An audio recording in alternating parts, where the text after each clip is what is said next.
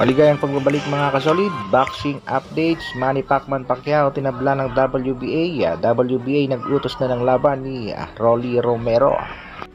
Latest update din mga kasolid sa angas ng Pinas at sa nag-aangas na boksingero ng Japan. Cuadro Alas General Casimiro kontra Kyonosuke Kameda. Yan ang ating mga pag-uusapan, pero bago yan, pa-like, pa-share at pa-subscribe ng ating video.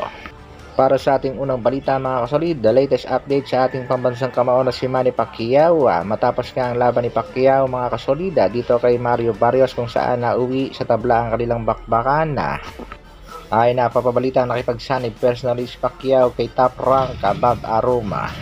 Matatandaan din natin mga kasolid na nakikipagnegosasyon na ang MP Promotion sa laban kontra dito kay Rolly Romero, isang WBA welterweight champion.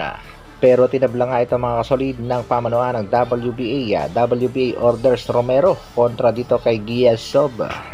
The WBA took the rare step of actually enforcing its own rules yesterday, ordering welterweight champion Rolando Romero to face mandatory challenger Shakram Giasov. Sa kasalukuyan, si Giasov ay may napakagandang kartadang 17 wins, 10 knockouts, undefeated. Medyo matangkad nga ito mga kasolid, 5'9.5". At ang huling laban nito ay noong April 12 kontra Franco Maximiliano Ocampo na kung saan panalo ito via knockout. Nagutos din ng WBA para sa bakbakang Nick Ball kontra Brandon Figueroa. Isang magandang bakbakan din dahil parehas pressure fighter. Sa kasalukuyan, napapabalitang ang makakalaban ng ating pambansang kamao na si Manny Pacquiao ay ito ang si Errol Spence Jr. sa muli nitong pagbabalik sa ibabaw ng lona. Kaya abangan natin mga kasolid ang mga latest update kung matutuloy ba ang bakbakang Rolly Romero kontra dito kay Giasov. Sa kabilang balita naman mga kasolid, update din tayo mga kasolid sa nalalapit na laban ng nag-iisang angas ng Pinas kontra sa nag-aangas-angasang boxer ng Japan na si Kyonosuke Kameda.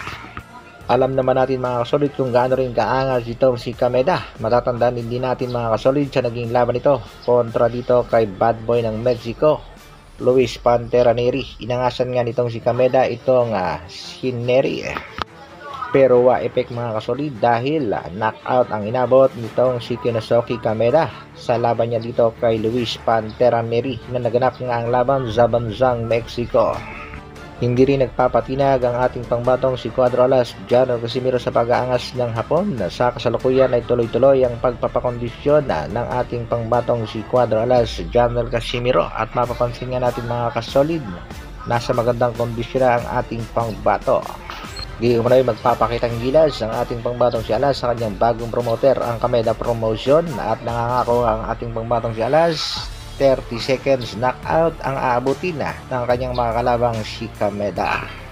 Ayon pa nga kay Cuadro Alas, it's my boy, kung gustong pumaldo, italpak na lahat ng kayamanan dahil panigurado makukuha nito ang panalo via knockout sa unang round at 30 seconds nga daw yan mga kasolid. Kaya abangan din natin mga kasolid ang isa sa mga exciting fight, ang muling pagbabalik ng nag-iisang angas ng Pinas, Cuadro Alas General Casimiro. Hanggang dito na lang muna mga kasolid. Maraming salamat sa patuloy na pagsuporta at panonood. Muli, pa-like, pa-share at pa-subscribe sa ating munting channel. Mabuhay, Dr. Alvin Vlogs.